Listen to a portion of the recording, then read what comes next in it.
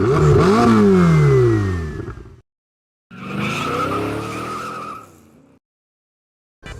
عليكم، شو اخباركم؟ جات لكم مقطع جديد. طبعا اليوم حيكون مقطعنا يختلف.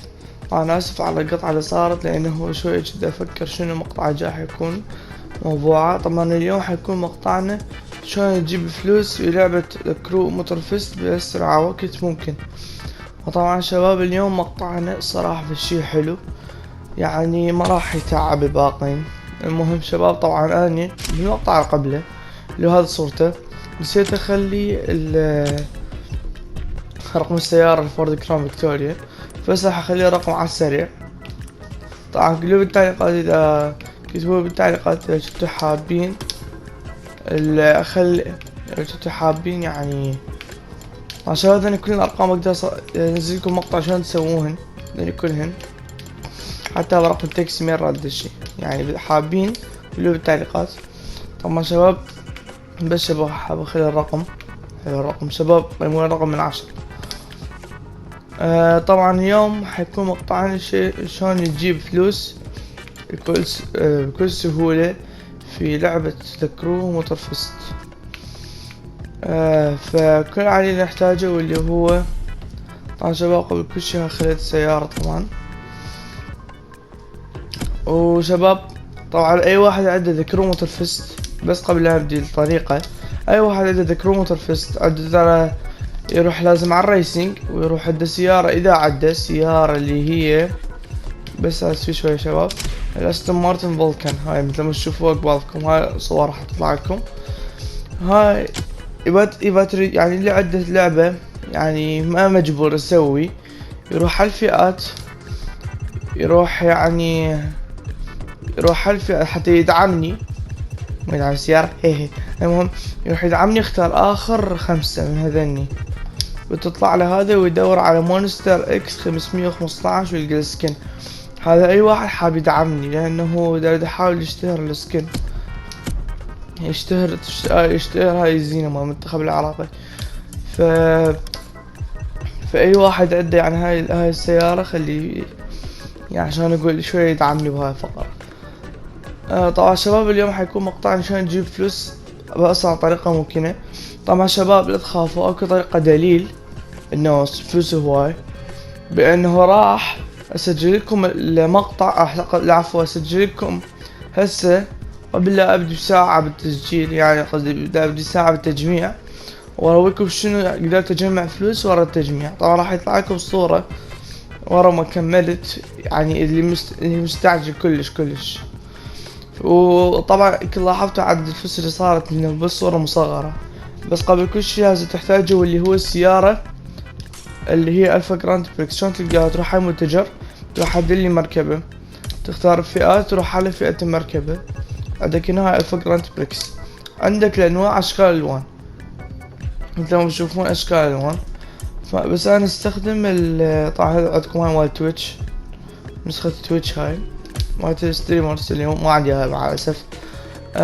شباب فالمهم طبعا عشان انصحكم بس العفو الفرد خلينا على صفحة نرجع على الفا جراند بريكس.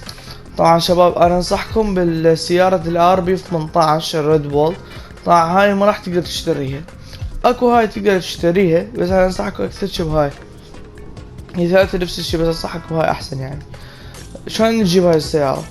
عن طريق تروح على الانشطة، تنزل. طبعا ان شاء الله هم حنشر لكم عن هذا التحدي السباق. المهم نروح على الموتور سبورتس، مثل ما تشوفون ذني الفعاليات كلهن كلهن بحيث تحصل على الريد بول ار بي 18. فشباب طبعا افضل طريقة انصحكم بيها، انت حتجيبها لازم بعدين راح انصحك نصيحة، واللي هي اول ما حتجيبها تروح على فئة المركبة. انت اول ما تجيب السيارة حاول تلعب هواي سباقات عشوائية حتى تقدر. طبعا الشباب ان شاء الله ححاول يعني شوفوا شباب انا متأكد كلش من ناحية فقر تعلق وش تجيبوا قطع، لان هي نفس الطريقة، هي تقدر تجيب فلوس وقطع. لازم يكون عندك سيارة يكون عندك بيها الحظ. طبعا مرحبا لازم يكون سيارة بيها غني.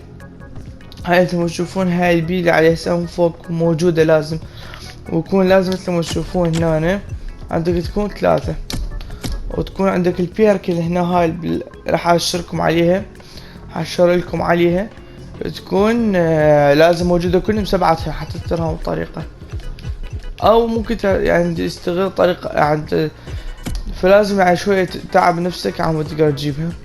وحوبة مو بس هاي، لازم شو تسوي، تروح على الملف الشخصي، عندك مو هاي المركبات، تروح على السائق، عندك اعتقد درايفر بالانجليزي، تروح على نقاط الاسطورة، تضغط هنا يكون عندك نقاط، خلي الغني اعلى شي، وعندك خلي الاسطورة ايضا تريد اكس بي زيادة، وخلي الحظ اعلى شي. هذين راح حتى لو ما مسوي الجلتش، وحتى لو ما عندك قطع اي شي، تقدر انت مقدما تاخذ لك فلوس. العفو، ضغط اختارت المتجر.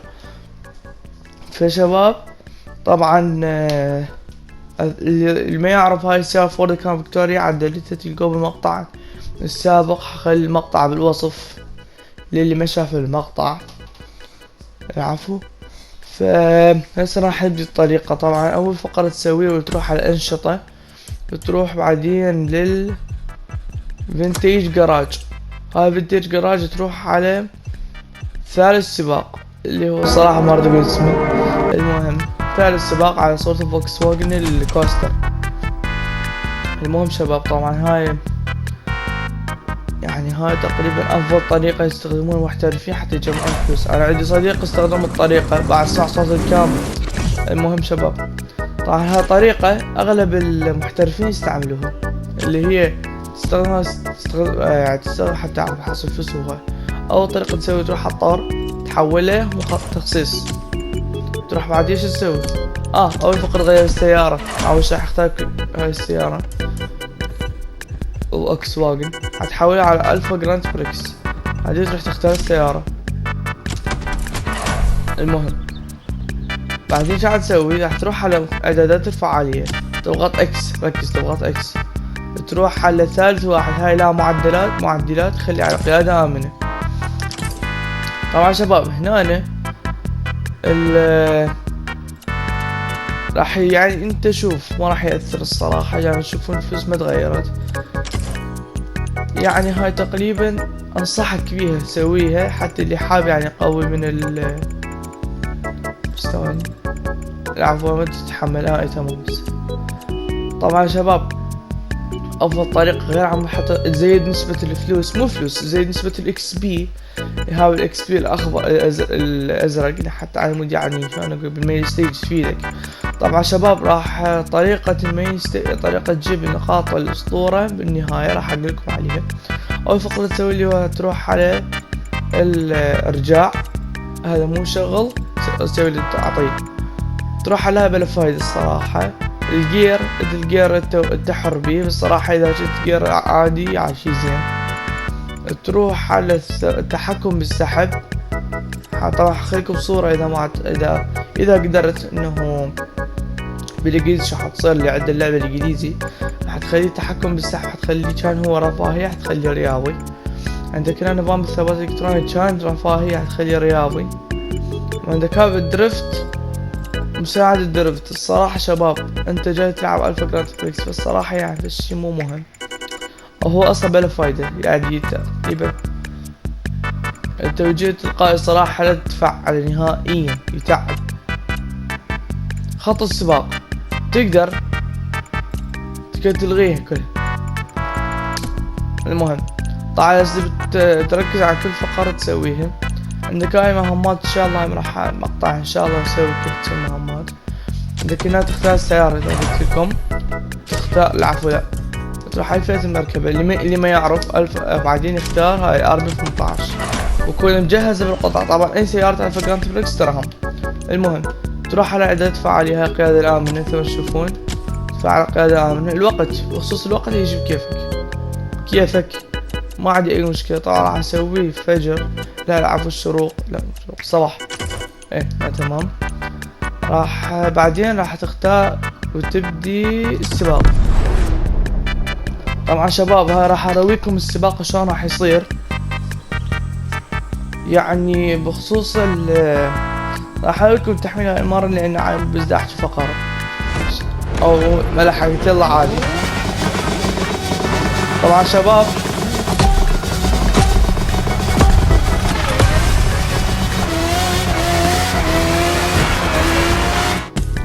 شباب بخصوص فقرة السباق راح اسجل لكم مقطع السباق. راح اعيده طبعا هسه. راح اسجل لكم لقطة للسباق منفصلة صوتي ماكو بيها على مود تعرف شنو السباق بيه يعني. او اقول لك خلينا نكمل السباق ان شاء الله حتى اوريكم النهاية قد راح احصل فلوس. وهسه انا راح اخفي صوتي نهائيا، راح اسكت نهائي وراح تشوفون شنو ممكن شنو ممكن تحصل يعني او تشوف بالسباق. وهسه راح نبدي الفيديو.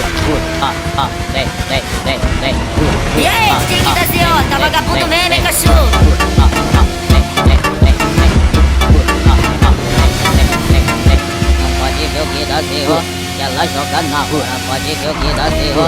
Ela joga na rua, mas ela joga no rua. Frente joga tanto na rua.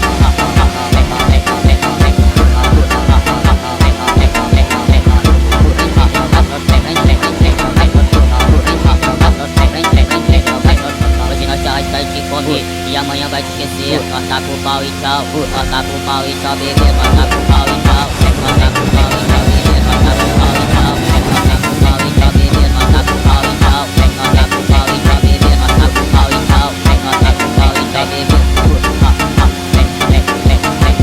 E aí, Chico da Serrota, vagabundo meme, cachorro. Pode ver o que dá zero, que ela joga na rua. Pode ver o que dá zero, que ela joga na rua. Pra trás ela joga o cu, frente joga tanto na rua.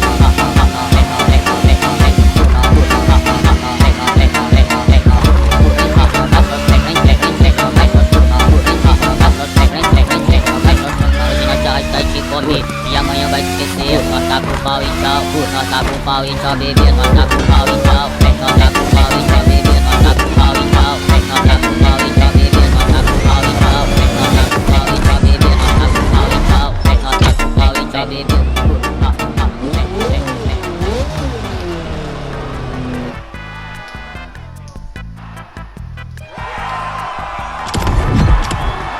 طبعا شباب ملحوظة، هاي افضل طريقة العفو، هاي افضل طريقة مثل ما تشوفون. هاي الفلوس عندكم تحصلوها 30,614 يعني فتشي لوز.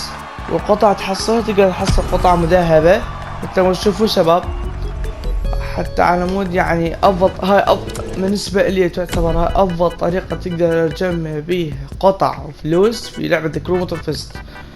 فانت ما تشوفون طبعا كان عندي الفلوس يمكن مبينة بالمونتاج، اعتقد كانت هالقد صارت هالقد.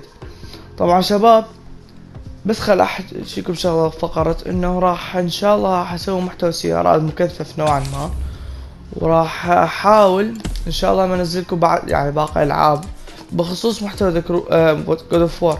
طبعا هاي سيرفر ديسكورد QR كود اللي حاب بخصوص وشباب بخصوص هذا اكو بافو بلاي الجديد هذا صورته خاص باللو رايدر والدونك.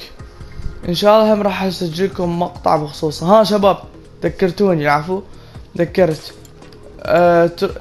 شنو شلون تقدر تحصل هاي القطع من قصدي هاي النقاط. تروح على السائق يعني تروح على نقاط اسطورة. هذه النقاط شلون تحصلين؟ عندك هواي طرق. اولا عندك الدورات نوعا ما يمكن دورات تسووها.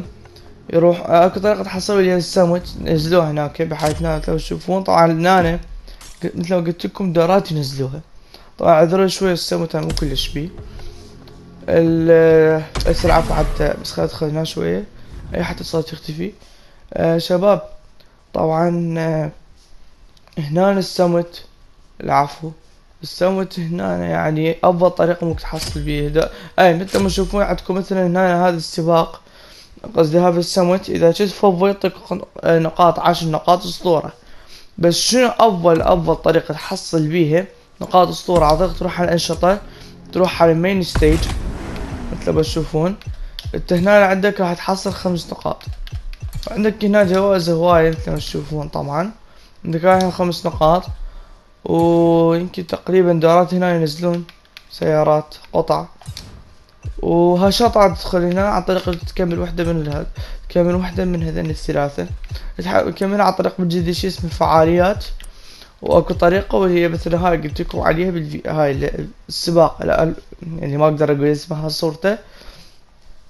هو هاي افضل طريقة تقدر تجيب بيها نقاط الاسطورة. طبعا ذي النهاية بالشغلات كلها منك ما راح يعطيك بالنهاية النقاط على حسب ما جمعت من نقاط بالنهاية. فمثلا على سبيل المثال انا تعبت الصراحة وما قدرت اصور لكم، بس انطاني تقريبا 40 نقطة هيك شي، واللي الصراحة تفيد كلش هواي. انصحكم هاي الطريقة. وهسه راح شوية اترككم، هسه تقريبا على مود المصداقية راح اجمع من هاي الطريقة لمدة ساعة وارجع لكم. رجعت لكم شباب. طبعا ورا ما تقريبا جمعت لمدة ساعة، جربت اجمع لمدة ساعة. مثل ما تشوفون انطاني تقريبا يعني صار عندي 1,205,000. طبعا شباب تقدر ممكن تجيب اكثر، لان شوية عندي كم هذا محاولات شوية غلط فيهن، فممكن تقدر تجيب اكثر. راح يعطيك يمكن يطلع لكم بمونتاج تقريبا ايش قد ازداد من قبل لا ابدي بالساعة لحد ما ابدي، قصدي لحد ما خلصت الساعة. وطبعا شباب ما قصرتوا، طبعا كل واحد هنا وصل لهنا هاي الدقيقة طبعا يعتبر اسطورة. اللي جاء التعب بدي اتعب بيه طبعا. و كان وياكم روبا اكس 22 ومع السلامة.